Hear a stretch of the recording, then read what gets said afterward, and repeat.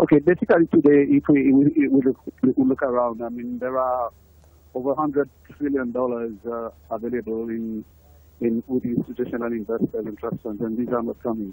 I mean, we believe that there are several issues that are constraining this.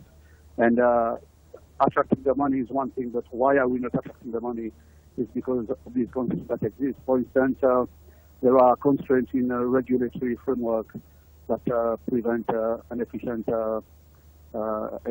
use of these resources.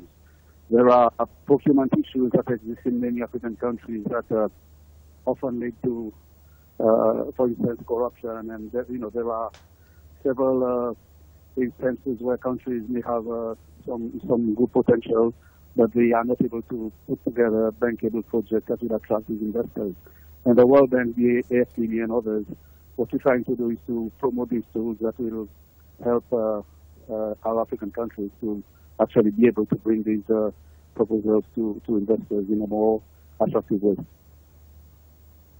Pierre, as conversations progress today, what key capacities are being proposed for the government to focus on as part of efforts to attract private sector investments?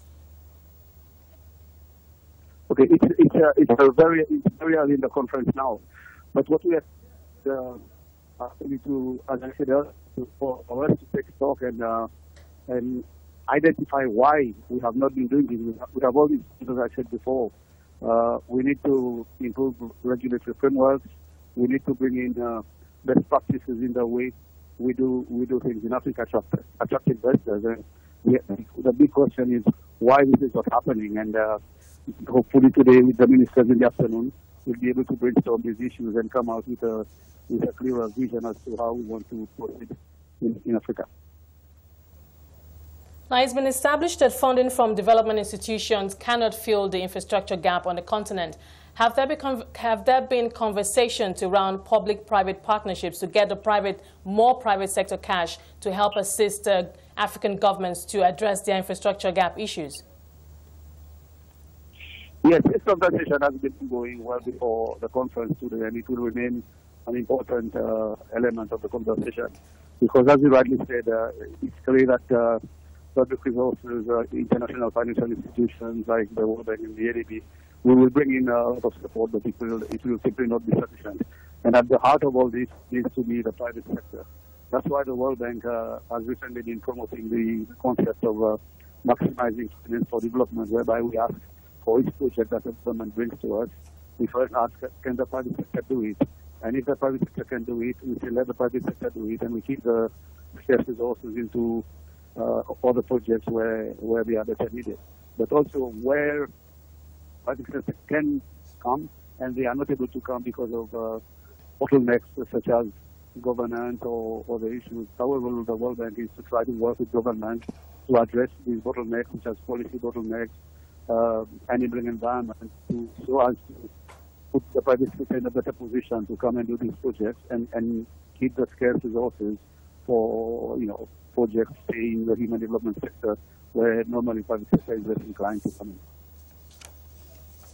One of the key conversations at the sitting today would focus on how to build a future-fit infrastructure on the African continent. Pierre, when you consider the fact that Africa still struggles to have current infrastructure, to even be able to provide infrastructure that's already existed in the past in top world countries, to what extent would you say we are able to even achieve thoughts or considering building future-fit infrastructure across Africa? You are right in that governments will keep trying, but I think there's a combination of governments can do more themselves if they are more efficient and if they adopt better practices, because better governance equals more efficiency equals savings.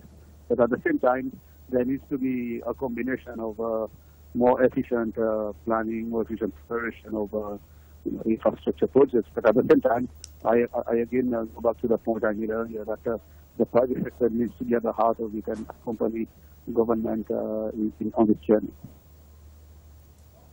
Okay, now Pierre, Ensuring that African countries close that wide infrastructure gap is key to achieving the sustainable development goals. To what extent do you think, just looking at the gap that we still have across the continent, to what extent do you think this is going to hinder those countries from achieving their SDGs? I'm confident that we will keep making progress, because the important thing is really to identify what's gone wrong. And that's one of the key objectives of this roundtable here, is to look at experiences, good and bad, and to answer questions which you just asked now. Why have we not done more? Or how to fulfill the potential? So I believe that as we work close with government, and as government becomes more inclined to accepting good practices, from all dimensions, be it like I said, the regulatory, the quality of to the table for investors, and the confidence that we bring, I believe that we will make progress over time.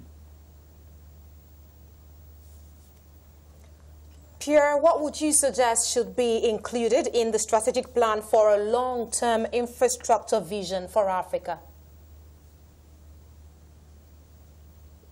First, I think would be to establish the role of all stakeholders. To extend can be brought and this,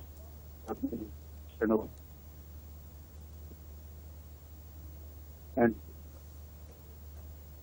in the 5 seconds, what extent